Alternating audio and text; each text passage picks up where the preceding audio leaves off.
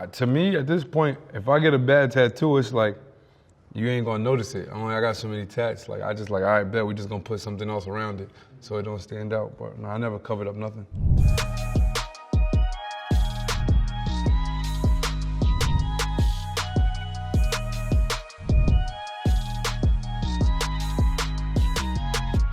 Like this was my first one. The only God can judge me. You know what I'm saying? Like the most cliche tattoo you could ever have, but that was my first one. I didn't even think I was gonna be able to get it, honestly. I was staying with my pops at the time in North Carolina.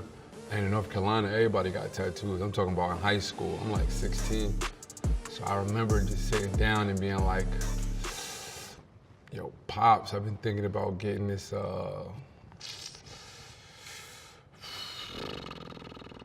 this tattoo, you know what I'm saying? Like mad nervous about it. And surprisingly, he was like, oh, what you wanna get? I'm like, oh shit, you know what I'm saying? So like I got an old school Pops, I didn't think he was gonna be with it. But he was like, yeah, all right, cool. It's probably like my worst tattoo now. And I get the tattoo, and I'm saying like the next 2 days, we went on like a class trip to like some water park. And I was like, I'm not missing this water park. And I get in the pool with the tattoos. And I pretty much ruined it. I had to go get it redone and just like whatever. But by the next year, I had gotten 3 more. I got 2 stars and then 1 on my chest, right?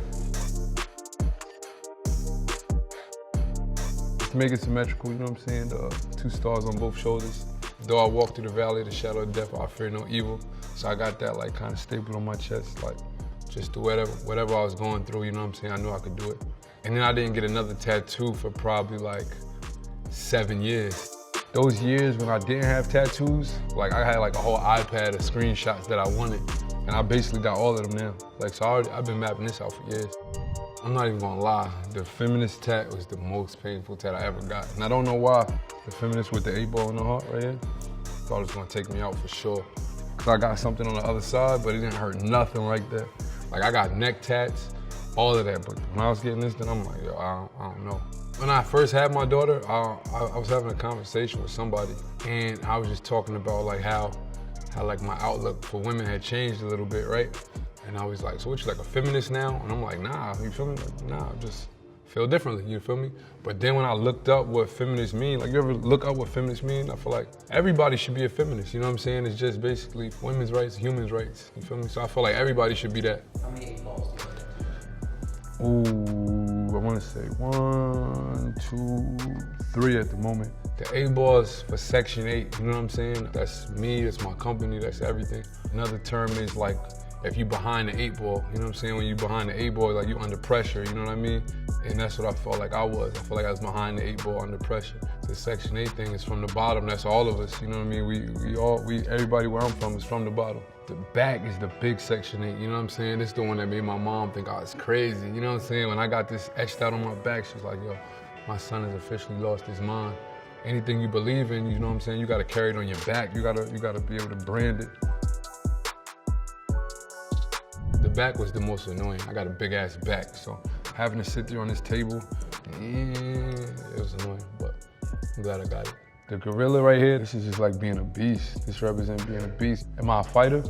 Every day I gotta fight for something, you feel me? We all fighting something. Right here at the top is the ski mask with the halo. I feel like that's me. I feel like I'm either the worst angel or the best heathen, you know what I'm saying? I'm right in between there somewhere. It's a New York license plate, you know where I'm from. 845 is the area code, and then the SEC with the 8 ball, Section 8.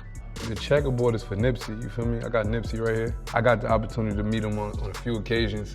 He really inspired like this whole Section 8 St. Luke's thing.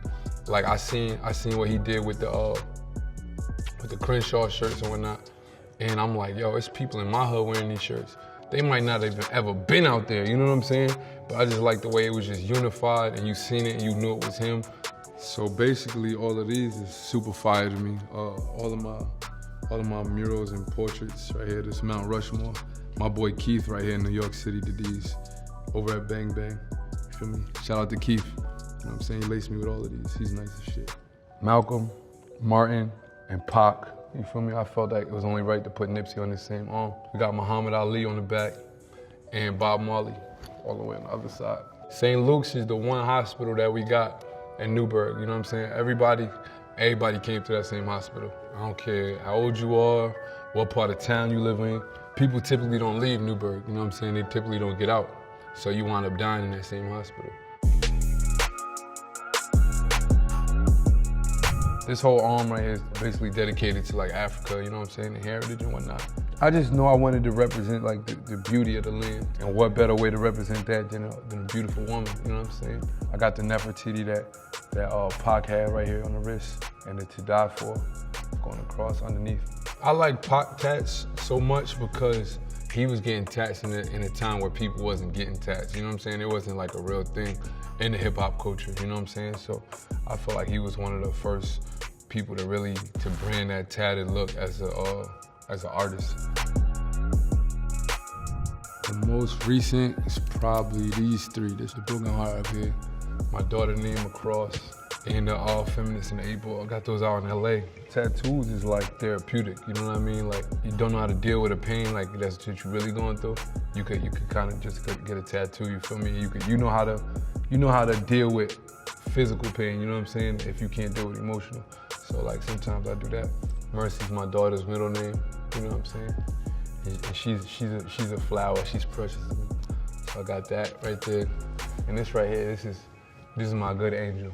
You know what I'm saying? You got the angel over the shoulder. This is my good angel. My ideas is bad enough, so I don't need a bad angel. You know what I'm saying? I would just try to balance it out with the good one. Yo, bro, I'm scared as hell to get my legs tatted. My partners, they all got their legs tatted and whatnot. I'm like, yo, how you do that? Especially the shin bone right here. You feel the shin bone? Like, I can't imagine.